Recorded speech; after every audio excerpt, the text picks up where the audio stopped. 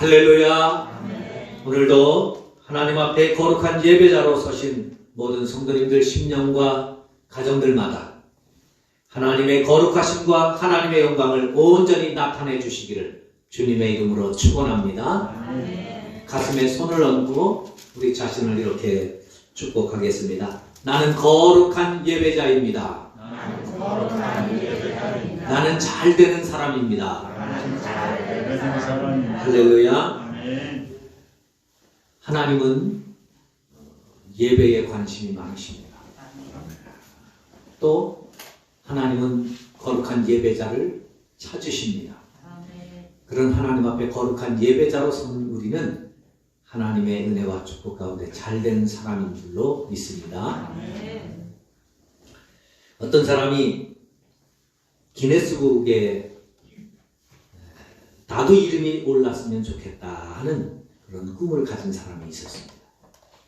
그런데 기네스북이라고 하는 것이 그냥 내 이름이 올라갔으면 좋겠다고 한다고 올려주는 것도 아니죠. 뭔가 세계적으로 뛰어난 그리고 1등 하는 사람들에게만 그 사람들의 이름을 올려주는데 이 사람은 무슨 특별한 재능도 없습니다. 가진 어떤 특출난 능력도 없었습니다. 근데 기네스북에 이름을 꼭 올리고 싶은 거예요. 어떻게 하면 기네스북에 내 이름을 올릴 수 있을까를 고민하기 시작했습니다. 고민하는 가운데 기가 막힌 아이디어가 하나 떠올랐습니다. 세상에 누구도 하지 못하는 일, 누구도 생각지 못했던 일을 해보자. 그래서 그가 떠오르는 생각이 개미를 잡아다가 훈련을 시키는 겁니다. 그래서 잘 훈련시켜서 기네스북에 이름을 올리자. 알아보니까 개미를 훈련시켜서 뭘 해본 사람은 전혀 없는 거예요. 이걸 하기만 하면 올라갈 수 있을 것 같아요. 그래서 이 사람이 개미를 잡아가지고 훈련을 시키기 시작했답니다. 10년 동안 열심히 훈련을 시켰어요. 근데 정말 지성면 감천이라고 그 개미가 훈련을 받기 시작하는데 훈련이 되기 시작하는 거예요. 한 10년여 세월이 흘렀을 때 훈련이 잘된 그 가운데 잘된 개미가 한 마리, 뛰어난 개미가 한 마리 발견했습니다. 그래서 집중 훈련을 했어요. 그 훈련은 뭐냐 하면 개미에게 음악을 틀어주고 음악을 틀어주면 이 개미가 막 춤을 추게 하는 겁니다. 그런데 이 개미가 진짜 음악 소리가 나면 막 춤을 추는 거예요. 평소에는 제가 가만히 있든지 아니면 저 혼자 왔다 갔다 하다가 음악 소리만 들면 막 춤을 추는 겁니다. 아, 드디어 됐구나 싶어가지고 이 사람이 기네스북 등재에 신청을 했습니다. 이런 일이 있어서 이제 신청을 한다고 하니까 몇 월 며칠 몇 시에 어디로 오라고 해서 갔더니 사람들이 이제 많이 왔겠죠. 이제 순서를 기다리는데 사람들이 많아서 점심 식사를 하게 되었습니다. 식당에 가서 밥을 먹는데 마침 그 식당에서 손님들을 위해서 음악을 틀어주는 겁니다. 그 음악 소리를 듣던 개미가 갑자기 막 춤을 추는 거예요. 이 사람이 얼마나 흐뭇하겠어요. 야, 이제 조금만 있으면 된다. 그래가지고 그 춤추는 개미를 보니까 그 사이에 자랑하고 싶은 거예요. 그래서 누구한테 뭘 어떻게 자랑을 하고 싶은데 자랑을 못하고 있는데 웨이터가 한 사람 지나갑니다. 그래서 웨이터를 불렀어요. 오세요. 빨리 와보라고, 빨리 와보라. 와보니서 여기 개미 좀 보라고. 그 음악 소리에 춤추는 개미를 보라고. 이것 좀 보라고 그러니까 웨이터가 와서 눈을 크게 뜨더니 손가락으로 개미를 꾹 눌러 죽였습니다. 아이고 손님 죄송합니다. 다시는 그런 일이 없도록 하겠습니다. 죽였다는 거예요. 우리가 살다 보면 우리가 무슨 일을 할 때 전혀 내 뜻과는 내 의도와는 다른 결과를 준비할 때가 있죠. 10년의 공을 들였는데 그런 거 얼마나 허망하겠습니까? 그러나 여러분, 그 허망도 허망함이지만 특별히 우리의 삶에 그런 일이 있다면 어떡하겠습니까? 오늘 우리가 읽은 말씀에 보면 아론의 아들 나답과 아비후의 이야기가 나옵니다. 아론은 대제사장입니다. 요즘으로 말하면 목사님. 목사님 중에서도 지도자 목사님. 그리고 그 아들 나답, 아비후, 엘르아살, 이다발 4형제가 아론의 뒤를 이어서 제사장이 되었습니다. 그들이 제사장이 되어서 첫 번째로 하나님 앞에 감격스러운 예배를 드리는 내용이 9장에 나옵니다. 아론이 온 이스라엘 백성들과 자신과 자신의 아들들을 위하여 속죄제를 하나님 앞에 드립니다. 그런데 그 예배를 드리는 그 첫 번째 예배 가운데 하나님이 강하게 임하시고 역사하셔서 10장 1절부터 읽었는데 바로 앞에 9장 24절을 보면 그들이 예배를 드릴 때에 불이 하나님 앞에서 나와서 제단에 번제물과 기름을 다 태웠습니다. 하나님으로부터 불이 나와서 갑자기 나와서 제단에 제물을 다 태운 거예요. 백성들이 그것을 보고 깜짝 놀랍니다. 예배 가운데 우리는 모르고 있었지만 하나님이 임재하시는 거구나. 하나님이 함께 하시는 거구나. 하나님이 이 자리에 우리와 함께 하시는 것을 깨닫게 됩니다. 할렐루야. 아멘. 여러분, 우리의 예배 가운데 하나님이 임재해 계신다는 사실을 꼭 기억하시기를 바랍니다. 아멘. 믿으시기를 바랍니다. 아멘. 하나님이 오셔서 우리의 예배를 받으시는 거예요. 그렇게 첫 번째 예배를 드렸습니다. 다음 날이 되었어요. 나답과 아비후가 이제 어제 아버지가 예배를 인도하는 것을 보았습니다.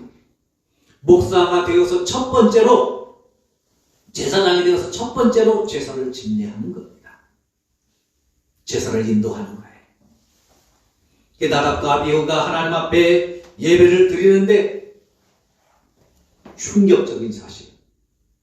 첫 번째 목사가 돼서 제사장이 돼서 예배를 인도하는 그 나답과 아비후가 하나님 앞에 나왔을 때 어제처럼 불이 하나님으로부터 나와서 제물을 다 태우는 게 아니라 이번에는 나답과 아비후를 태워 죽였습니다. 끔찍한 일이죠. 예배를 드리는 목사님을 태워 죽인 거예요. 하나님이 불 내리는 장소를 잘못 아셨나? 각도가 틀렸나? 번제수가 틀렸나? 아니.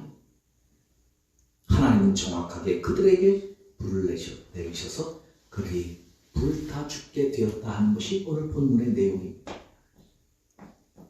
어떻게 이런 끔찍한 일이 일어났을까요? 어떻게 이렇게 상상할 수도 없는 일들이 일어났을까요? 나답과 아비후가 드린 예배는 도대체 어떤 예배였기에 그렇게 하나님 앞에 예배를 드리기 위해서 나온 나답과 아비후를 하나님이 태워 죽이셨을까요? 그것도 그냥 죽이는 게 아니라 그 불로 태워 죽이실 만큼 하나님의 진노가 그렇게 크게 임했을까?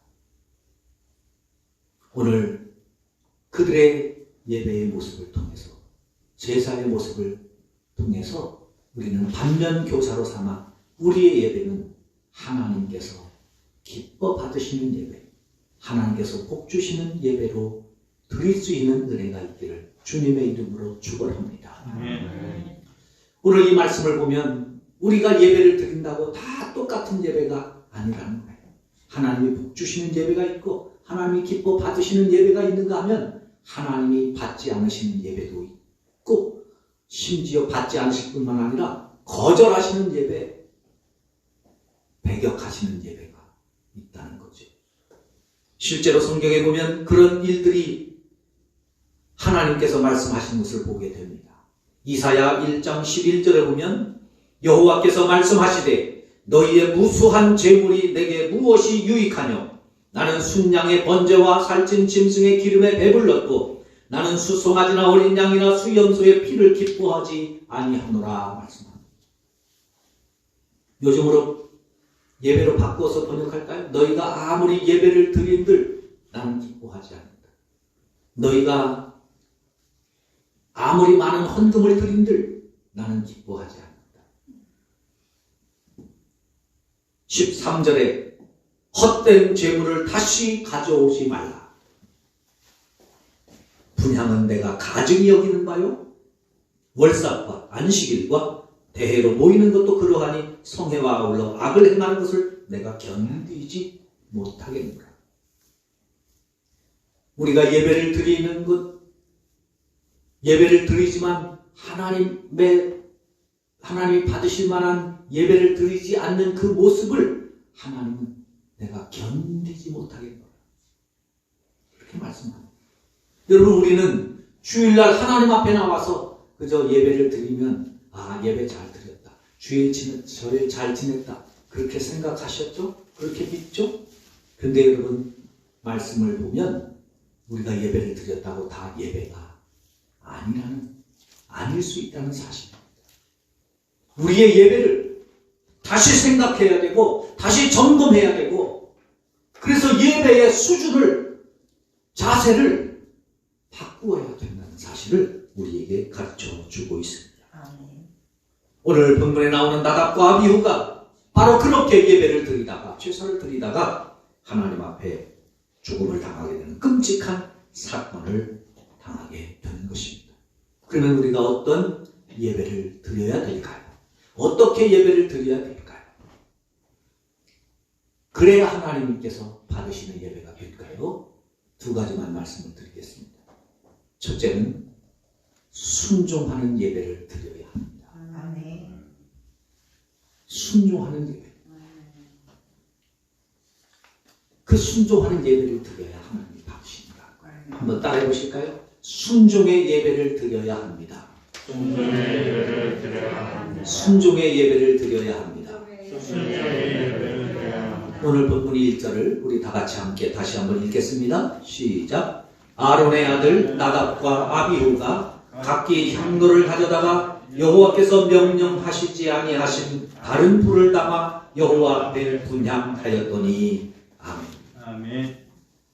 나답과 아비후가 하나님 앞에 예배를 드리는데, 분향하는데 하나님이 명령하지 아니하신 다른 불을 가져다가 제사를, 예배를 드렸다는 거예요.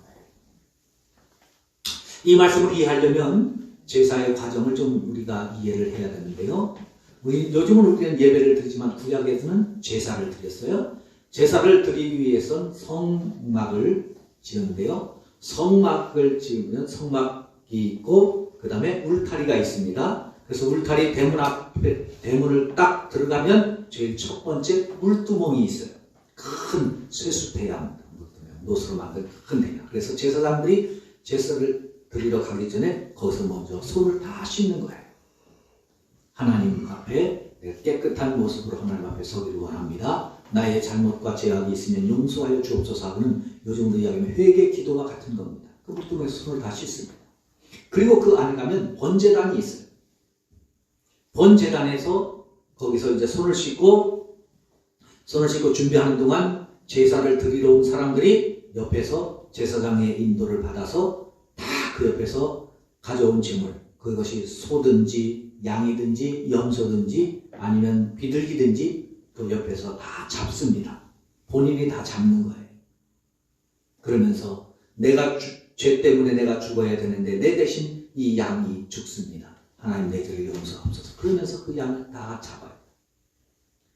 그리고서 다 이제 잡아서 각을 떠서 가지고 오면 번제단 위에, 제사장이 그 제물을 받아서 번제단 위에 올려놓고 불을 태워서 하나님 앞에 드리는 겁니다.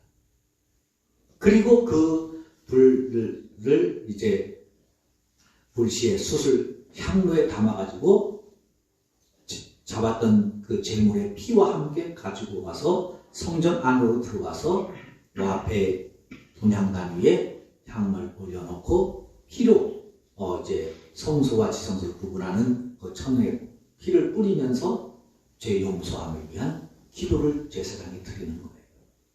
그 번제단에 있는 불을 향로에 담아가지고 와서 하나님 앞에 향을 요 앞에서 이제 이어서 올려드리는 거예요. 그 향이 요한계시록에 보면 성도들의 기도라 그렇게 말하는 거예요.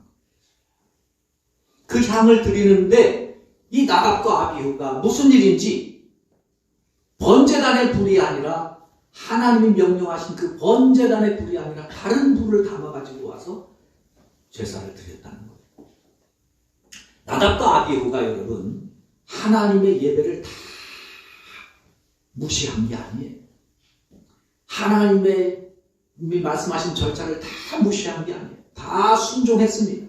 다 순종했는데 하나님 앞에 드린 불 하나, 그거 하나 다른 불을 가지고 온 거예요.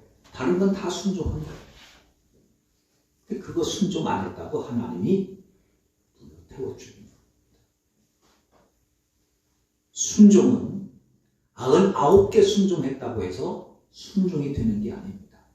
순종은 100% 되어야 순종이 되는 겁니다. 순종은 그런 거예요. 그러니까 하나님 앞에 예배를 드리는 것도 마찬가지입니다. 예배를 다 잘 드리는데 하나만 못했다. 그러면 그것이 온전한 예배가 되지 못하는 겁니다. 그래서 예배는 중요한 거예요. 기독교에서는 그래서 예배가 핵심입니다. 예배가 빠진 성도로 할 수 없습니다. 예배를 소홀히 여기는 성도로 할 수 없습니다. 하나님 앞에 최고의 섬김은 예배입니다. 하나님 앞에 최고의 봉사는 예배입니다. 하나님 앞에 최고의 헌신은 예배입니다. 하나님 앞에 최고의 헌금은 예배입니다.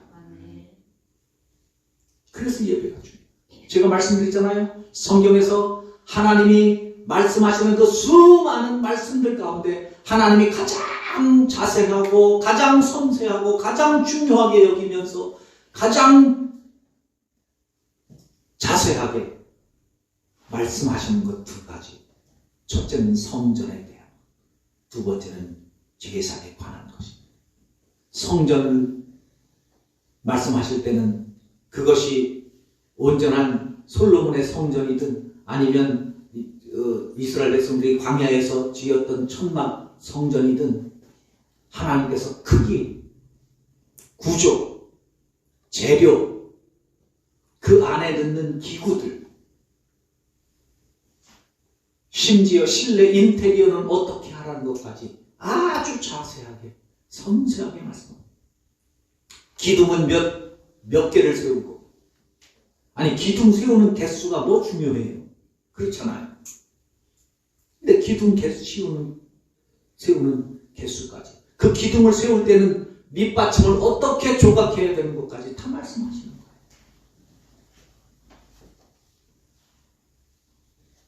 왜 그렇습니까?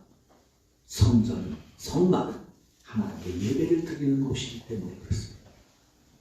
예배에 대해서, 제사에 대해서 레위기 1장부터 살펴보세요.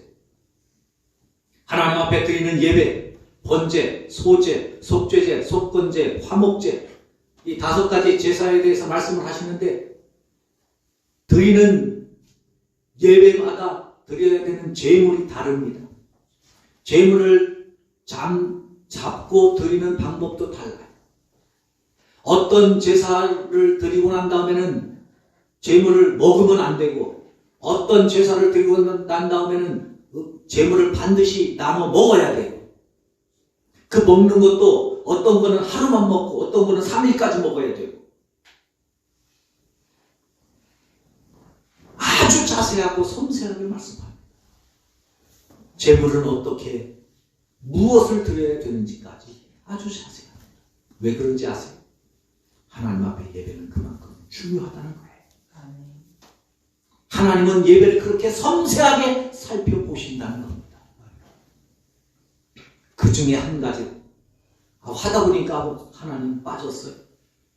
아니요. 예배는 그럴 수 없는 겁니다. 그래서 예배는 순종의 예배를 드려야 된다는 거예요. 아멘. 그래서 여러분, 우리가 하나님 앞에 예배를 드릴 때 내가 하나님 앞에 나와서 예배를 드렸다, 예배에 참석했다, 이것에 만족하셔서는 안 됩니다. 하나님께서 받으시는 예배를 내가 또 드려야 되는데 어떤 마음으로, 어떤 믿음으로 어떻게 드려야 되는지, 단 1분이라도, 단 30초라도 우리의 생각이 흐트러지지 않도록, 우리의 믿음이 무너지지 아니하도록 예배 시간에 집중하면서 하나님 앞에 온전한 예배를 드리셔야 합니다. 아멘.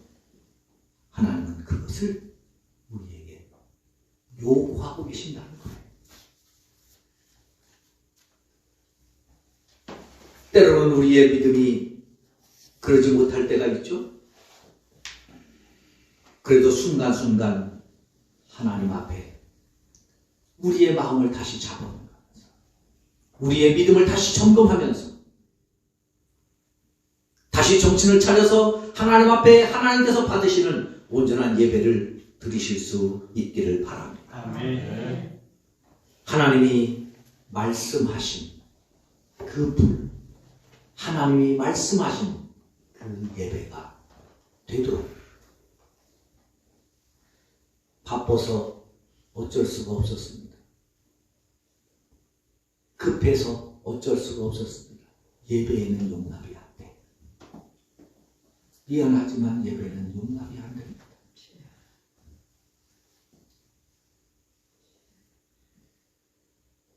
왜 번제단의 제물을 가지고, 그 번제단의 불을 가지고 하나님 앞에 나오게 했느냐? 구약시대의 제사는요, 죄 용서함을 받기 위한 제사입니다. 그래서 죄를 지은 사람이 내 죄를 용서함 받기 위해서 제물을 가지고 와서 불태우는 거예요. 그 불을 가지고 나오는 것은 내 죄가 하나님 앞에 용서받았습니다. 그걸 가지고 나오는 거예요. 다른 불을 가지고 하나님은 용서하시지도 않았는데 나는 용서받은 사람이라고. 하나님은 나를 하나님의 아들로, 딸로 인정하시지 않는데 나는 하나님의 아들이라고 생각하며 사는 것하고 똑같은 거예요. 사기치는 거죠. 그렇잖아요. 누가 제 아들도 아닌데 나는 한덕현 목사님 아들이라고 그러면서 다니면 그럴 수 있지. 그러는 겁니까? 아니요. 그건 사기죄예요. 사기죄. 하나님 앞에 예배도 마찬가지예요. 그러나 신약시대의 예배는 뭐예요? 신약시대 우리의 예배는 내가 죄를 지어서 용서함 받기 위해서 나와서 드리는 예배가 아니잖아요. 우리는 하나님께서 우리에게 용서해 주셨기에 그 용서해 주신 하나님 앞에 나와서 기쁨으로 감사함으로 드리는 예배인 줄로 믿습니다. 아멘. 그래서 우리는 내 죄를 용서받은 하나님 앞에 나와 예배를 드리기 위해서 나올 때 중요한 것은 구약에서 말씀하신, 하나님이 말씀하신, 명령하신 불이라면 신약에는 예수님의 십자가예요. 십자가의 보혈. 그래서 예수님의 십자가의 보혈을 믿는 사람만이 하나님 앞에 나올 수 있고 예배를 드릴 수 있고 그 사람이 드리는 예배만을 하나님께서 받으시는 줄로 믿습니다. 아멘. 그래서 예수님의 이름 반드시 우리의 기도도 우리의 예배도 하나님 앞에 드리는 거예요.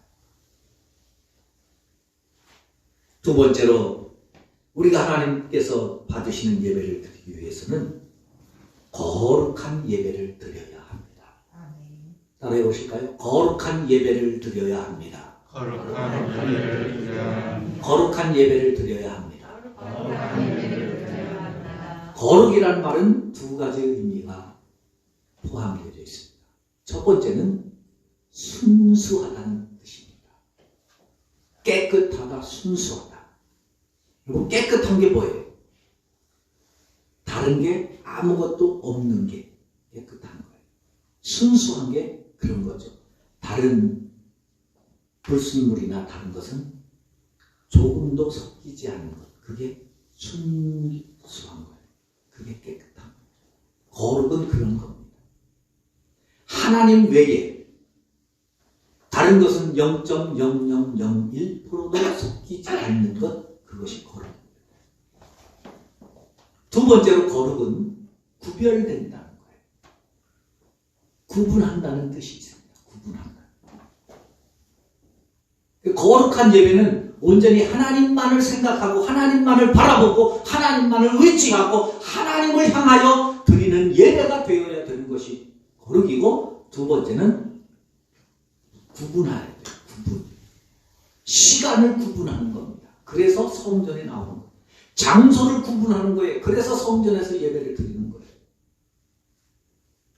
마음을 구분하는 거예요. 그래서 예배를 드리기에 앞서서 하나님 앞에 나와서 준비하면서, 일찍 와서 준비하면서 기도해야 되는 것이, 집에서 살던 내 마음, 회사에서 생활하던 내 마음, 그것과는 다르게 구별된 하나님을 생각하는, 하나님을 사랑하는, 하나님을 경배하는 그 마음으로 구분하는 거예요. 그러기 위해서 준비 기도를 하고 일찍 나와서 준비하는 겁니다. 그게 거룩이에요. 그런데 이 나답과 아비후는 하나님 앞에 예배를 드리면서 하나님의 거룩함을 나타내지 않았다는 거예요. 하나님의 거룩을 드러내지 않았다는 거예요.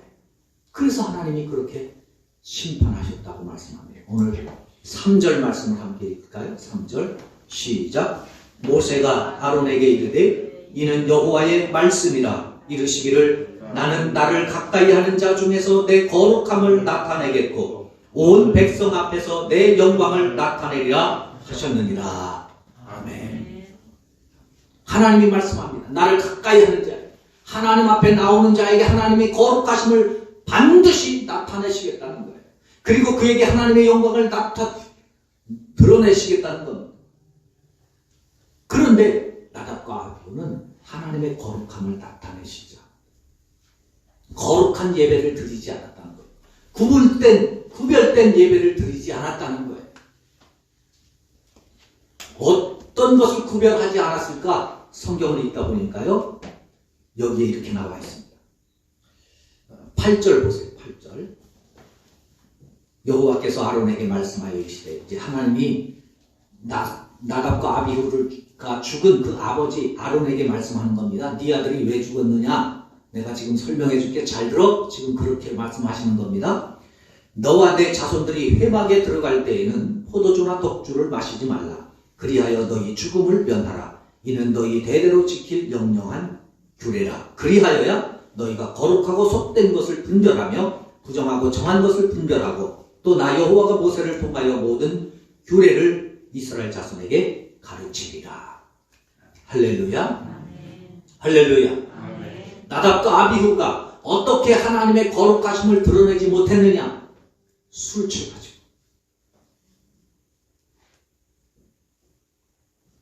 왜 술이 취했는지는 성경에 안 나와 있으니까 모르는데요. 제가 성경을 읽으면서 유추해봤어요.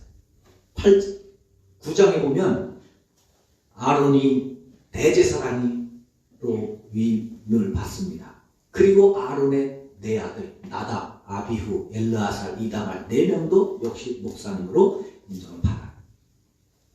그리고 그들이 첫 번째 목사가 되어서 아버지 대제사장 아론이 9장에서 이스라엘 백성들을 위해서 그리고 자신과 자신의 자녀들을 위해서 하나님 앞에 이제 이스라엘 백성들이 대제사장 앞에서 제사장을 통해서 하나님 앞에 예배를 드립니다. 그 첫 예배를 드리는데 하나님 우리의 모든 죄를 용서하옵소서 하면서 속죄 예배를 드리는 거예요.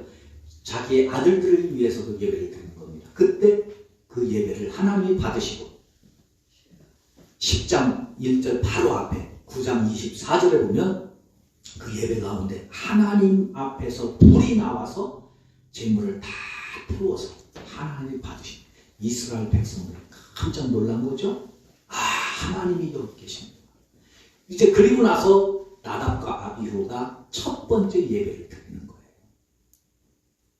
그런데 나답과 아비후가 제사장이 되고 나서 너무 기쁘고 감사하니까 아마 가족 파티를 했던 것 같아요. 짐작입니다. 성경이 없으니 나중에 천국 갔는데 목사님 그때 설교 잘못하셔서 이렇게 따시지 마세요. 그러면서 가족 파티를 하면서 포도주를 같이 마셨어요. 그런데 술이 들겠어요.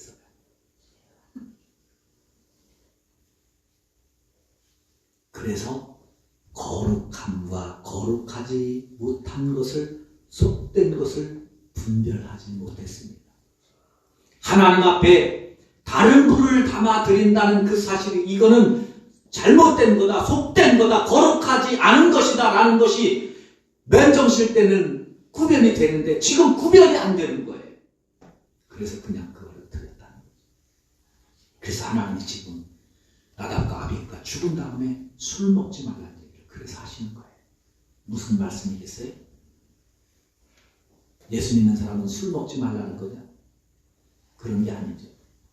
예배자의 자세를, 구별이 있어야 된다는 거예요. 그냥 집안일 하다가 예배 시간 돼서 와서 예배를 드리는 그런 예배 드리지 말라는 거예요. 직장에서 일하다가 시간 돼서 와서 헐레벌떡 예배 드리는 거, 그런 예배 드리지 말라는 거예요. 예배를 드리기 위해서 내 마음을, 내 믿음을, 내 시간을, 내 정성을 구분하라는 거예요. 이건 예배를 위한 것이다. 이 시간은 예배를 위한 시간이다. 그 구분이 있어야 된다는 거예요. 우리들이 그냥 생활하는 가운데 은혜가 있어서 찬송을 부르고 복음성가를 부르고 하는 것도 좋은 일이죠. 그러나 그 찬송가와 그 복음성가와 예배를 위하여 드리는 찬송가는 구별이 있어야 되는 거예요. 지금 그 말씀을 하는 겁니다. 그 거룩이 나답과 아비후에게 없었다는 겁니다. 예배의 구분이 없는 거예요.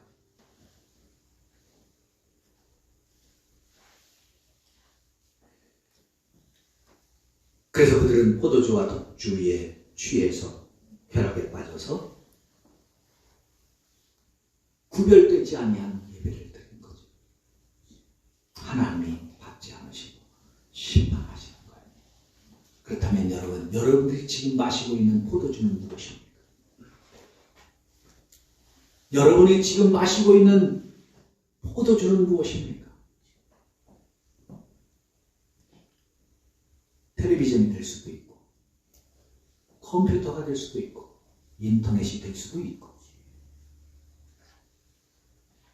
전화기가 될 수도 있습니다. 예배 시간에 전화기를 전화기 껐다 예배 시간 전까지 게임하다가, 텔레비전 보다가, 인터넷 하다가, 예배 시간 내서 허겁지겁 끄고 드리는 예배, 거기에 거룩이 있을까요? 거기에 구별이 있을까요? 그 예배를 하나님이 받으실까요? 오늘 본문을 통해서 말씀하시는 거예요. 구별이 있어야 된다. 거룩이 있어야 된다. 거룩함을 나타내야 된다. 신명기 32장 51절에 보면 하나님께서 모세에게 말씀합니다. 모세가 가나안 땅에 들어가지 못하는 이유를 말씀합니다. 여러분, 모세는 가나안 땅에 들어가기 위한 일념으로 40년 동안 이스라엘 백성들을 데리고 그 광야를 지나면서 이스라엘 백성들이 포기하려고 할 때 포기해서는 안 된다. 그들의 생각을 바꾸었습니다. 너무 힘들어서 그들이 다시 애굽으로 돌아가려고 할 때 여기서 멈춰서는 안 된다. 여기서 그렇게 방향을 바꿔서는 안 된다. 우리의 방향은 오직 하나님이고 우리의 길은 하나님 주신 가나안이라고 하면서 그것을 돌이키면서 바꿔가면서 때로는 모함을 받아가면서 때로는 반역을 당해가면서 그 가운데서도 오직 가나안 땅에 들어가는 꿈과 비전을 가지고 40년 동안 가진 고생을 하면서 이스라엘 백성들을 이끌고 이제 가나안 땅 앞에 온 거예요. 가나안 땅에 높이 보이는 느보산에서 하나님이 느보산으로 불러서 모세에게 말씀합니다. 모세가 너는 가나안 땅에 들어가지 못한다. 모세가 깜짝 놀랐지. 아니 하나님, 이게 무슨 청천벽력과 같은 말씀입니까? 그때 하나님이 신명기 32장 51절에서 이렇게 말씀합니다. 네가 가나안 땅에 들어가지 못하는 이유? 하나님의 거룩하심을 나타내지 않았기 때문이다.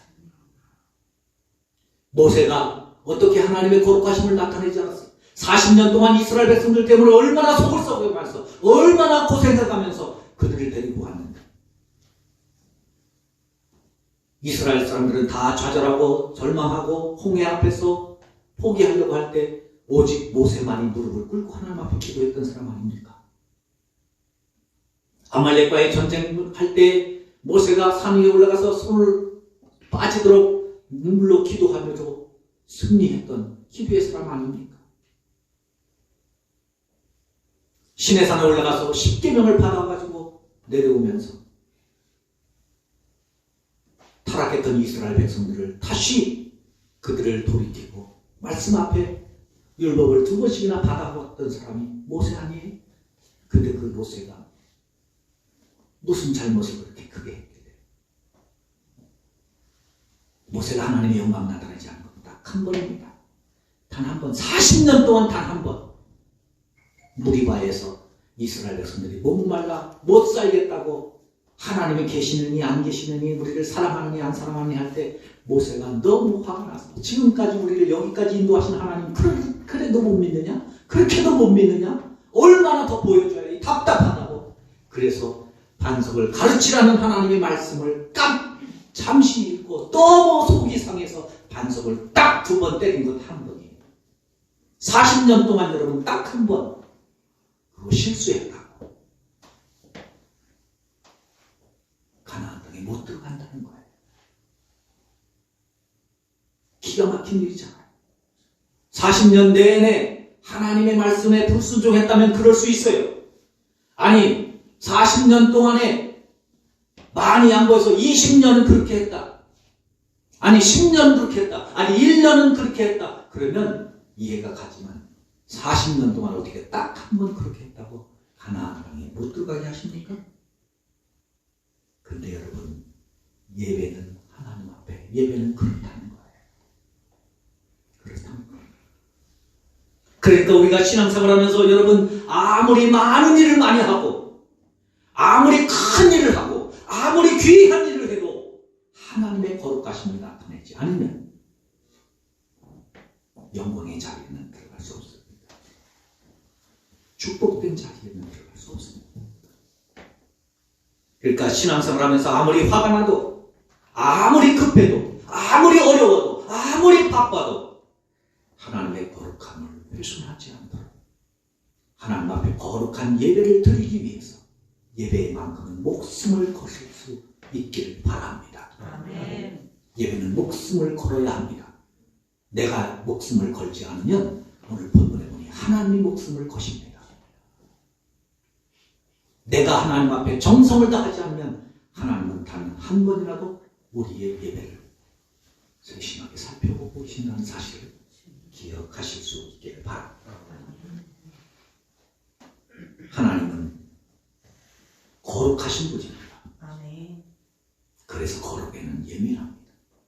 예수님도 주기도문을 가르쳐 주시면서 주기도문 가운데 첫 번째 단어가 하나님의 거룩함을 드러내야 된다. 하나님의 이름이 거룩히 여김을 받게 해달라고 그렇게 기도해야 된다고 가르쳐 주고 계십니다. 거룩을 잃어버리는 성도, 거룩을 깨뜨리는 성도, 거룩을 무시하는 성도, 거룩을 기억하지 않는 성도, 성도가 아닙니다. 거룩을 기억하셔야 돼요. 거룩을 지키세요. 거룩을 붙드세요. 아멘. 그리하여 하나님 앞에 거룩한 예배를 드리실 수 있기를 바랍니다. 아멘. 그것이 하나님을 섬기는 겁니다. 하나님은 그 예배를 받으십니다. 아멘. 결론을 냈습니다. 예배자. 여러분 거룩한 예배자이십니까? 거룩한 예배자는 2가지를 꼭 기억하십시오. 순종의 예배, 거룩한 예배를 드리기 위하여 오늘부터 다시 우리의 예배의 마음과 태도와 삶을 바꾸어서 하나님이 받으시는 거룩한 예배자로 다 살아가실 수 있기를 주님의 이름으로 축원합니다.